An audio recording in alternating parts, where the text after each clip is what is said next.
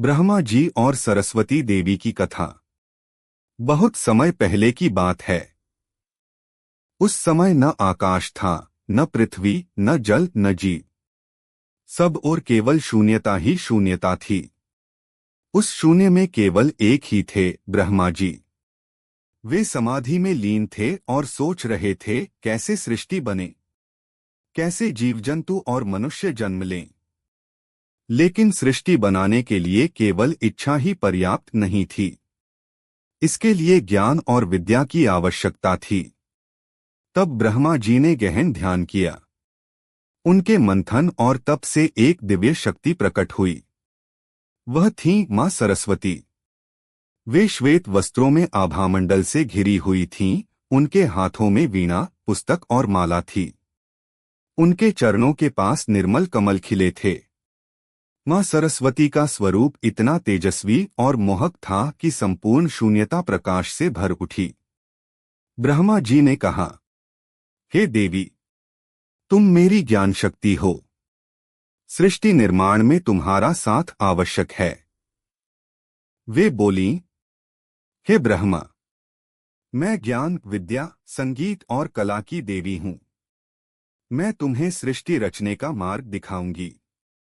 यहाँ यह ध्यान रखना आवश्यक है कि सरस्वती जी ब्रह्मा जी की बेटी नहीं थीं, बल्कि वे ब्रह्मा जी की ही उत्पन्न की हुई शक्ति थीं, ज्ञान और विद्या का साकार रूप।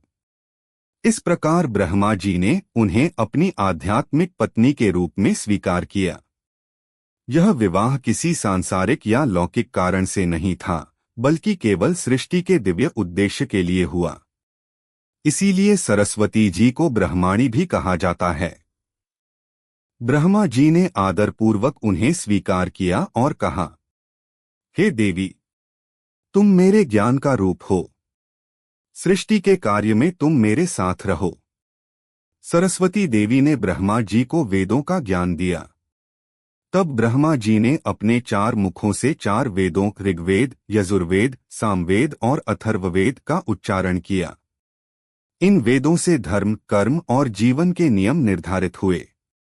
ज्ञान प्राप्त करने के बाद ब्रह्मा जी ने सृष्टि निर्माण प्रारंभ किया।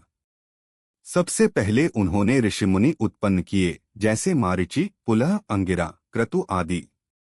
फिर उन्होंने देवताओं, असुरों और गंधर्वों की रचना की। इसके बाद उन्होंने मनुष्य, पशु, पक्षी, जलचर और स्थावर जीव उत्पन्न किए। आकाश, पृथ्वी, नदियाँ, समुद्र, पर्वत और वन सब उनकी इच्छा से प्रकट हुए। इस प्रकार सृष्टि में गति और जीवन का संचार हुआ। कई जगह गलत धारणाएं फैली हैं कि ब्रह्मा जी ने अपनी बेटी से विवाह किया। यह शास्त्रों में कहीं नहीं लिखा। यह केवल एक गलत व्याख्या और ब्रह्मा जी को बदनाम करने का प्रयास है।